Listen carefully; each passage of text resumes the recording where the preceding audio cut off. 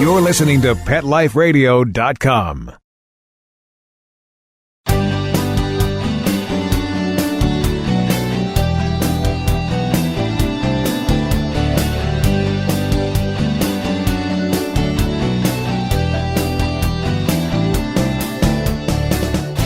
Welcome to Max A. Pooch's Awesome Animal Advocates on Pet Life Radio. I'm your host, Keith Sanderson, animal advocate, writer, and human companion to Max A. Pooch, canine crusader for animals and the environment. Max and I thank you for joining us, and we dedicate this episode, as we dedicate every episode, to those amazing people who work to save the lives and/or improve conditions of companion, domestic, or wild animals. Our guest today is Angel Castillo, who has been working in marketing and development for the past 17 years and is a volunteer for LA's Downtown Dog Rescue. Thanks to the hard work of many volunteers such as Angel and technology, Downtown Dog Rescue raised enough money to purchase a permanent home for its canines to replace its current quarters. We'll learn about Downtown Dog Rescue, the challenge it faced, and how Angel and other volunteers helped find a solution. But first, we want to take a break so you can hear from our sponsors. We'll be right back, right after these messages. Stay tuned. Join the Dog Ring Revolution. If you love your dog and want to take them everywhere you go, now you can with Dog Ring. Dog Ring is a hands-free way to include your dog in more activities and give you the freedom to take your dog almost anywhere. It's a safe and easy way to secure your dog. It clips around trees, posts, and poles in seconds. It's lightweight, portable, and strong. It has a free sliding leash which allows your dog to run around without getting tangled up. Perfect for parks, picnics, barbecues, camping, lounging outside, and furry fun adventures everywhere. Now you can be part of the Dog Ring Revolution. Visit thedogring.com and sign up for our Kickstarter campaign. Registration is now open. Go to thedogring.com. That's thedogring.com. Let's Talk Pets on PetLifeRadio.com.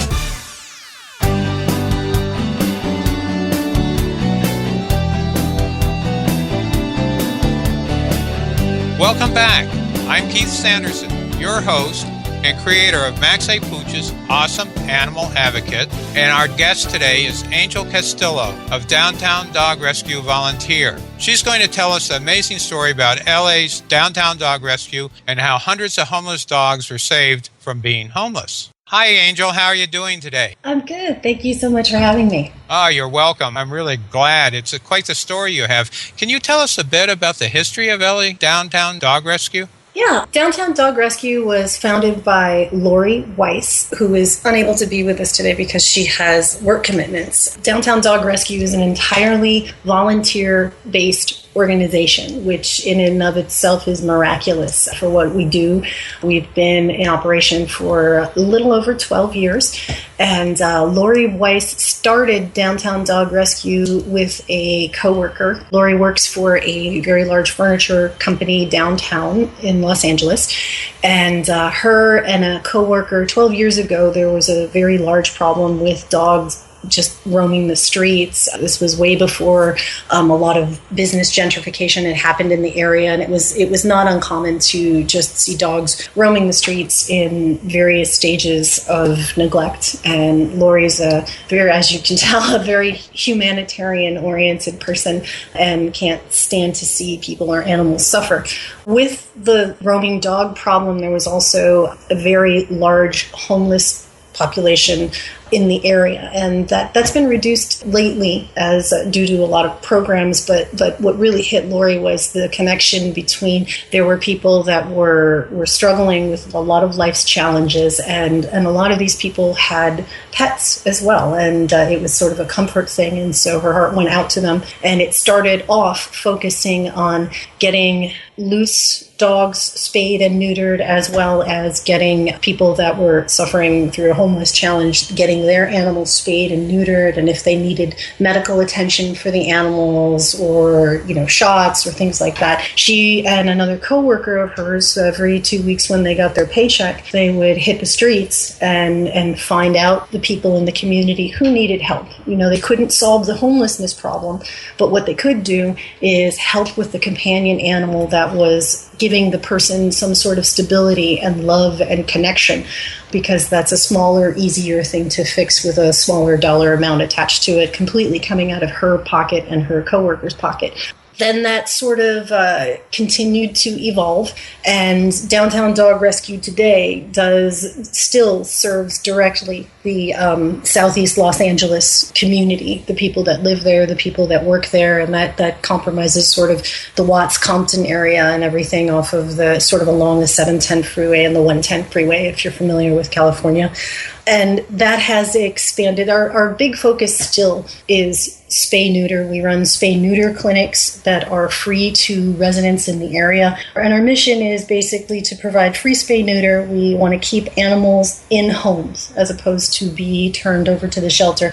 And of course, rescuing shelter dogs. Our crowning jewel right now is the shelter intervention program. And that was started in April of this year. And it's sponsored by the Found Animals Foundation. Found Animals Foundation pays one of our volunteers a salary to sit at the Los Angeles shelter and talk to people as they come in to surrender their pets and find out why they're surrendering their pets, because what we've discovered is it's not very easy. It's usually a complicated situation, and we found out sometimes it's just a medical expense. Sometimes it's just a spay-neuter. Sometimes it's a broken fence. It's a 70-year-old woman who is on a fixed income. Her dog keeps getting out. She's getting fines, and she's, they're going to take the dog from her, so she feels she has to surrender it. So what we do is we put them in touch with resources that we have as volunteers. So if we need that woman's fence fixed, we'll go and we'll fix that fence. And there's also a very compassionate portion of that as well. We have in the Los Angeles area, pet care can be very expensive. If you, at the end of a dog's life, if they have a terminal disease or if they're suffering greatly, even in the inner city areas, it can still cost upwards of over $200 to humanely euthanize a pet that is suffering, dying of cancer. And so what we've done as well, and this is something that really touches my heart, is there have been families who have come in and they don't have the money to humanely euthanize a pet that is dying of cancer at the end of its life stage at 16-year-old, and it's suffering, and we pay for that. We allow them to go to our vet, and we allow them to be with their pet as they pass away. I can relate to that. A few years ago, our daughter, who was a single mom, she lost her job, and her dog had cancer. She went through that. We stepped in and helped her with it. And actually, that was about the only thing she ever asked us for. Tough times. And, right. It just broke my heart.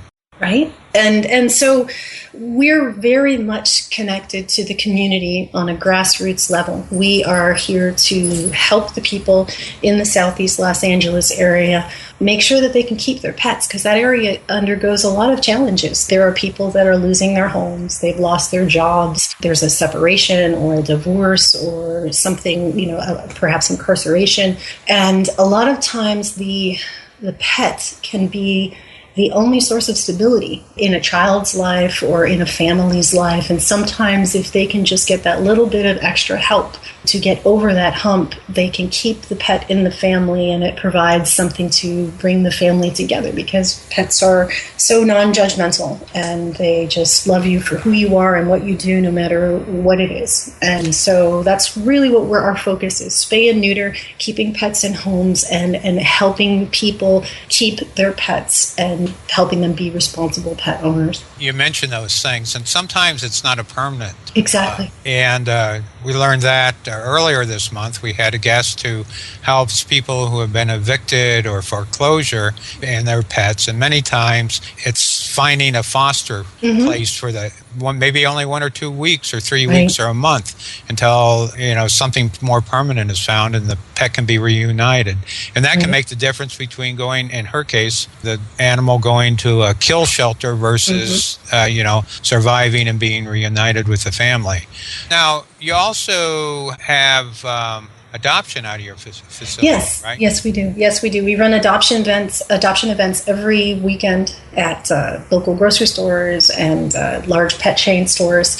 And you can go online and you can see the photos of the dogs that we'll be bringing, and we're there every single week. And we, of course, give out information while we're there as who you can contact if you need things, so that we can continue to make this program work. What's the capacity of your facility, or of the old facility? Well, the capacity of the old and the new facility will be the same. It'll be approximately 20 to 25 dogs. Sometimes there are dogs that we can place in foster situations, and then sometimes there are dogs that take some time to be re-educated. And when I say re-educated, I mean sometimes basic training, but more importantly, pack socialization. That is something that Lori has spoken on many panels about, and we found out that play groups play a key role in properly socializing a dog so that it doesn't have leash aggression and it knows how to interact with other animals. Very much like when you send a child to school, they learn how to interact with other kids. Dogs need to learn how to interact with other dogs so that they can be balanced and stable family members. Well, that's great, because I think that's something that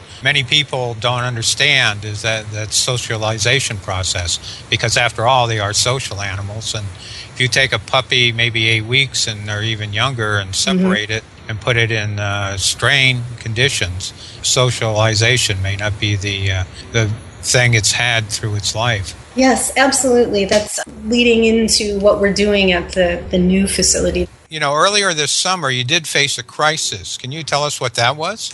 Yes, we needed to find a permanent home for Downtown Dog Rescue. For the past 12 years, Lori's relationship with her employer was one of a benefit, in the fact that the owner of the company had surplus area in an industrial area that he, as a perk to Lori, because Lori was such a good employee, he's like, and he was an animal person himself, he's like, I'll let you use this area to kind of keep these dogs together and as you adopt them out, because he was being very, very supportive. And what happened is over the last year, the business had grown so much that the owner had to purchase another facility. And the new facility, based on zoning, was not really going to allow a kennel to be in operation. So we had to find a new home. And so the owner of the business was very, very kind and carried 2 mortgages for quite some time, and we were very strained in looking for a place. It's a lot more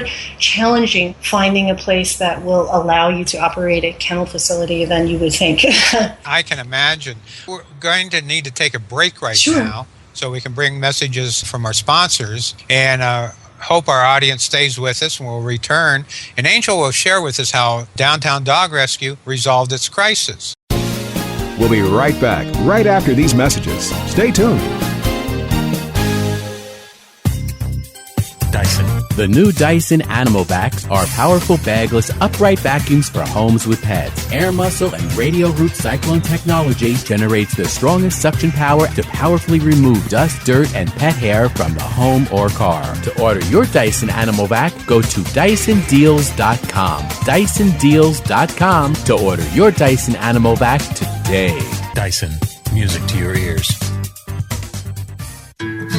Every pet is unique. Maybe they're gray in the muzzle, yet young at heart. Maybe they're growing out of the puppy stage and into their paws and ears. Or maybe they're just trying to maintain a more girlish figure. At PetSmart, we have the right food for your pet at a great value for you. PetSmart. Be better together. Go to PetSmartDeal.com and save up to 30% on awesome gifts for the pets and pet people in your life. toys, collars, leashes, PetSmart gift cards, treats, and more. Go to PetSmartDeal.com today. PetSmartDeal.com. Hi, I'm Dr. Jeff Werber from Ask the Vets with Dr. Jeff here on Pet Life Radio. We want to hear from you. Listen in. We're on every Thursday, 1 o'clock Pacific Time, 4 o'clock Eastern Time here on PetLifeRadio.com. We are one of the only live shows on Pet Life Radio, and I'm here to answer your questions. You can call in at 877-385-8882, or you can drop me an email to drjeff@PetLifeRadio.com, and hopefully we'll see you here on Thursdays. Let's talk pets Let's talk pets on Pet Life Radio. Pet Life Radio. PetLifeRadio.com.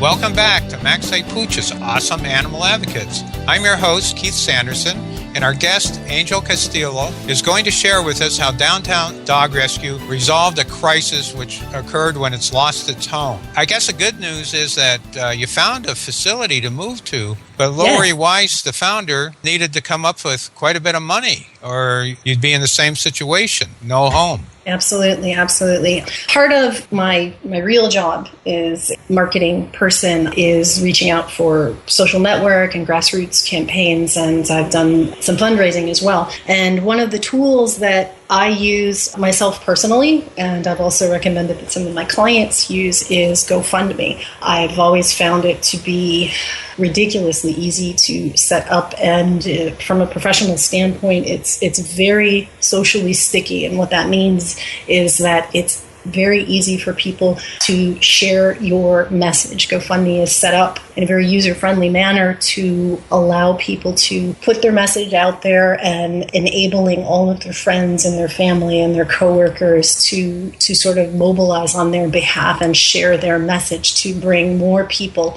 to your cause that you normally wouldn't have. It's something that I've used with great success, and I very much recommended that Lori use it. And it's kind of funny because Lori is she's a dog person, and she's not terribly, facile on what crowdsourcing is. And I just asked her to trust me on this one because I've had direct experience with this platform working very well for me. And she said, okay, let's do it. So that's what we did, and it helped us get to where we needed to be within a 30-day period. Well, that's great, because I think a lot of our audience, a lot of animal advocates who are running shelters or that, doing things like that, they're very, very good at what they do, but when it comes to technology, like crowdfunding technology, they're sort of lost. And so one thing that I was interested in is that you sharing the experience and maybe taking away the fear of crowdfunding, if you will. Yeah, I mean, as part of my job, I work in film and different types of businesses, and especially even with regards to the types of funding that are out there, they all do sort of essentially the same thing, but I think that GoFundMe does it in such a way that it's easy for someone to use and easy to understand. And I can't say enough good things about their customer support. Whenever I had a couple of questions or I made a mistake and I wanted to try to fix something, I just sent out an email, and on their little thing it says, we'll try to get back to you within 5 minutes, almost instantaneous. It has been my experience. And that's, in my world, that's a very important thing, because when I want an answer, I need it now.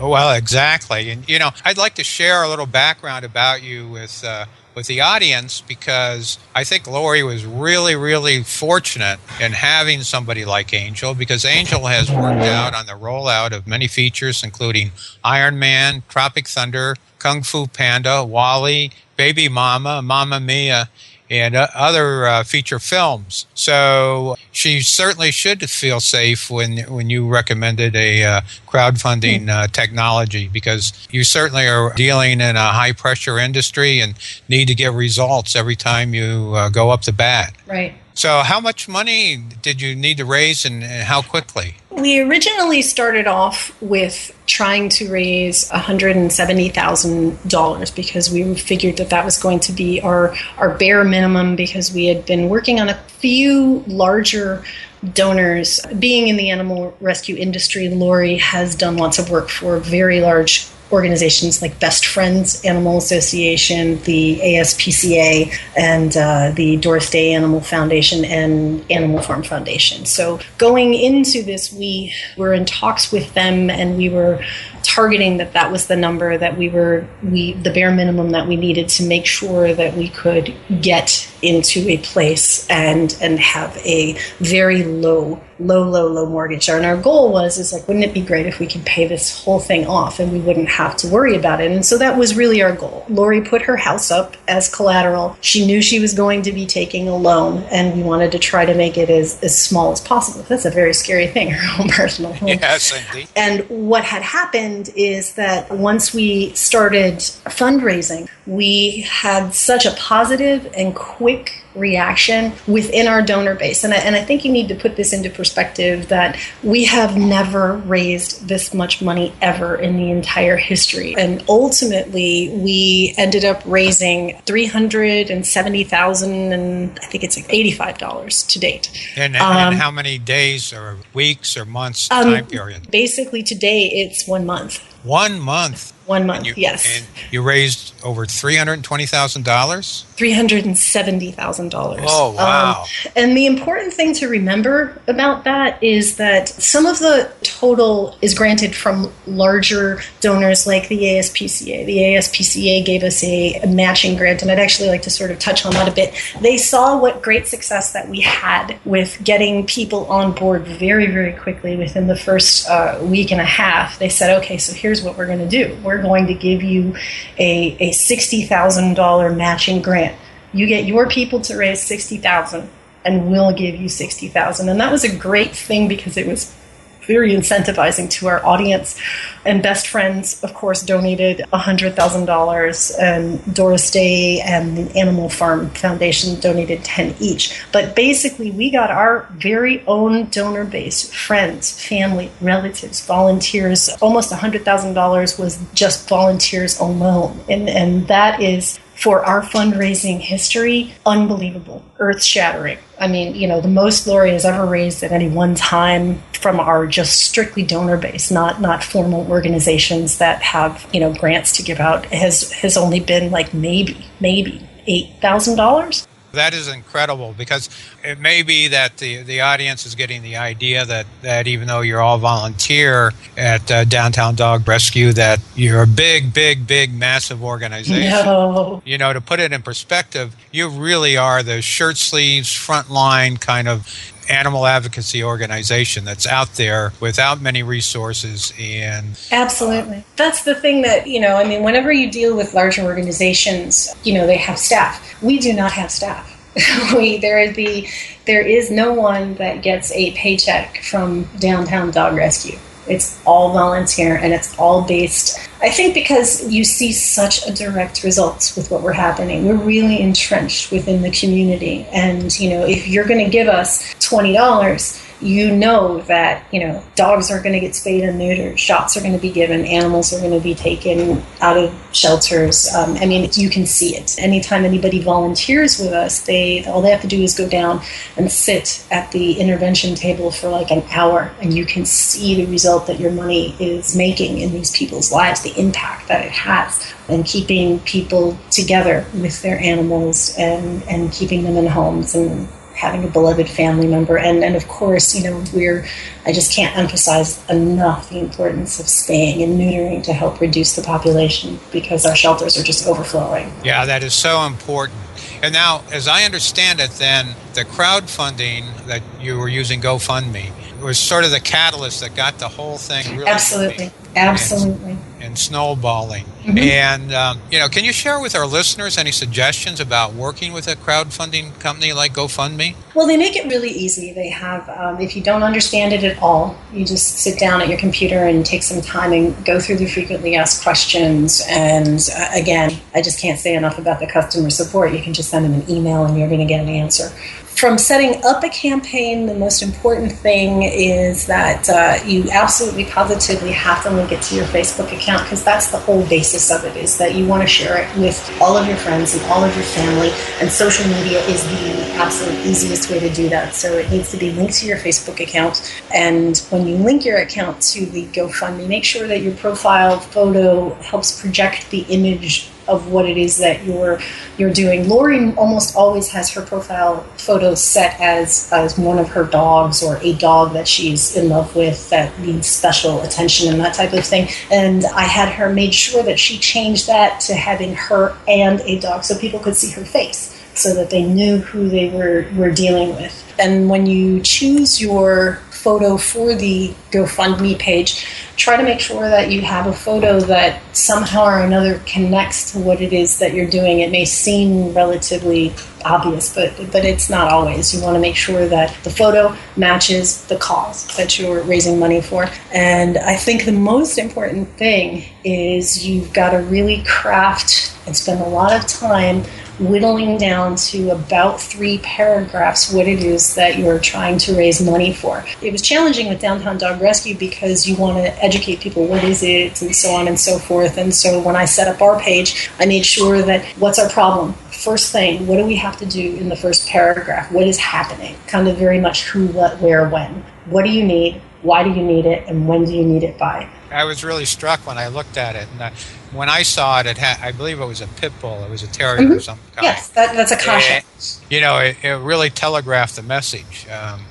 So well done. But important advice, I think, because a lot of times people overlook just how important getting right down and thinking clearly about what the message must be, and connecting that message to the viewer, and then getting them to act, because it's, even though we're in the day of the internet, it's still call to action is so very important. Absolutely. So it sounds like then it was a great success. Have you moved into your new location? We are in the process of doing that right now. We have the keys, the electricity has been turned on, the water has been turned on, and Lori is meeting at the end of her workday every day at the kennel with the people that need to bring it up to speed, the contractors for plumbing and electrical, and kennels need to be built, and she's organizing all of that. We're looking to actually have the dogs in the facility, fingers crossed, 30 days. But we'll see how that goes. But it's so exciting because it's, and this actually leads me to what I was going to talk to you about the play groups. We have, one of the things that we're going to be doing with this new facility is that we're going to have play areas. As a matter of fact, Animal Farm Foundation donated $10,000 specifically to build separate and distinct play areas for the dogs, because we do have a large percentage of pit bulls. We rescue all dogs. We have small dogs. We have senior dogs. And those smaller and senior dogs have different requirements than younger, 60, 50-pound dogs. So we're going to be able to have separate areas for senior dogs and smaller dogs and the bigger dogs, and then we're going to have agility equipment so that they're going to be very enriched with being stimulated properly and learning to interact. The new kennel is also going to be, we're going to have a place to offer training. So again, reaching out to the local community of, it's not good if you live in the area that we serve in Southeast Los Angeles, you're going to be able to bring your dog and have free obedience classes and learn how to socialize your dog in a play group. And then we're also going to be offering play group socialization seminars to local shelters and other groups within the area. And then we're also going to offer, since it's a permanent facility, it really expands our programs because, again, I can't say enough good things about Lori's employer offering us his space, but we had to operate within the constraints of the business. So we weren't able to have volunteers there after certain hours or during certain hours, whereas this, we could have people there 24/7 if we wanted to, with regards to running classes and taking care of the dogs. That's great, because I think that's really key, because not everybody, I'm sure that you guys serve, can get there when you could before. I ask each guest this question. How, with all the human misery in the world, can you justify advocating spending time, money, and resources helping animals. We don't choose between people and animals. If you're tuning in earlier we went over this. We're very community-based in the Southeast Los Angeles area, and we connect with people with the animals. The dog transcends color lines and socioeconomic lines. We have a common ground to come together as we're pet owners, and these are our family members. And what we do is we help stability, offer stability to sometimes people that don't have it in their life with the pet. So we bring hope to a family, be allowing them to keep their animal or get what they need to make sure their animal is well taken care of, to make sure that, there's hope in a situation that there may not be a lot of stability to, and that pet is the constant. An animal isn't going to break your heart. They're always going to be there with their love for their owner. And so we give back. And we also, it's not just animals. Again, going back to the community thing, we have an event in Compton that's youth-based called We Skate 8-2, the number 8. And it's supporting a local youth group that skates. And they did a rap video that emphasizes the importance of spaying and neutering your pets. And so we're not just connected on the animal level, we're directly connected to the community through the animals, and those small little changes can have big effects in people's lives. And so that's where we're taking our stand, because it's what we know, it's where we are, and that's how we choose to operate. Well, that's great, Angel. You're so interesting. The time is just flown by. I can't believe that we're almost to the end of this episode. But before we go, I want to make sure, can you mention the website or Facebook pages or any place people can go or to donate or volunteer to help? Sure. DowntownDogRescue.org, O-R-G. We have a Facebook link there, a Twitter link, and there's all the information that you need to know about Downtown Dog Rescue and how to be connected socially, as well as send a donation if you'd like to continue to support our work. Well, okay. Now, can you say it one more time, just in case somebody just didn't quite get it? DowntownDogRescue.org, O-R-G. So DowntownDogRescue.org. Well, Max A. Pooch and I really thank you for being with us today, Angel. I think you've shared a lot of information that may give some of our listeners, particularly from smaller organizations, some great ideas. Thank you so much for having me. I really appreciate it. You're welcome. We want to thank you, our listeners, for spending your valuable time with us. You're all fantastic, and we hope you tell your friends about awesome animal advocates. And a special thanks to Mark Winter, co-founder and executive producer of Pet Life Radio, and our sponsors for making this episode of Max A. Pooch's Awesome Animal Advocates possible. I'm Keith Sanderson, host and creator of Max A. Pooch's Awesome Animal Advocates, saying thank you to all those animal advocates who work so hard on behalf of those who can't speak for themselves. Max A. Pooch gives them 5 big tail-wagging woofs. Let's Talk Pets, every week on demand, only on PetLifeRadio.com.